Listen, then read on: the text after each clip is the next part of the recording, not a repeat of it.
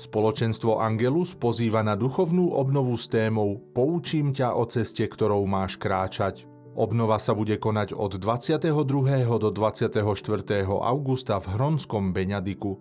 Hostiami sú jezuita Jakub Garčár, manželia Pavlovkinovci, Zlatica Hopanová a sestra Ruach. Podrobnosti sú k dispozícii na stránke angelus.sk.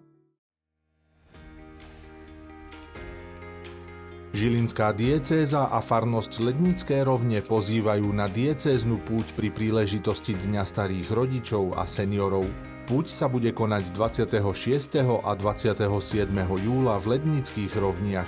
Program vyvrcholí svetou omšou, ktorej bude predsedať žilinský biskup monsignor Tomáš Galis. Podrobný program ponúka stránka dcza.sk.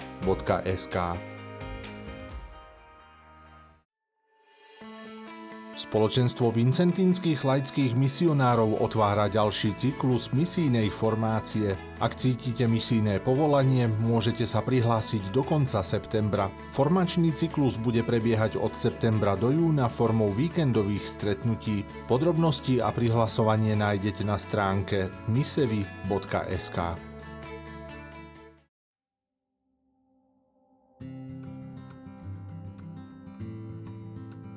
Milosrdné sestry Svätého Kríža pozývajú na trojdnie s blahoslavenou Zdenkou od 27.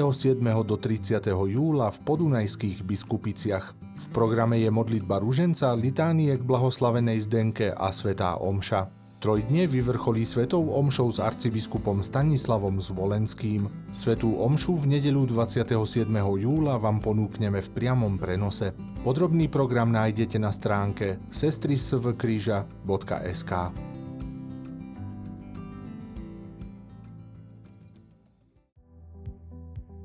Katolícka charizmatická obnova pozýva na celoslovenskú konferenciu, ktorá sa bude konať od 22.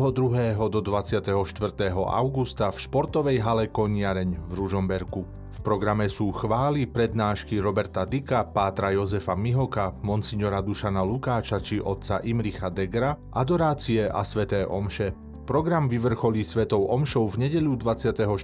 augusta o 10:30, ktorú bude sláviť bratislavský pomocný biskup monsignor Jozef Haľko. Podrobnosti nájdete na facebookovej stránke Obnova Duchom Svätým. Od 20. do 27.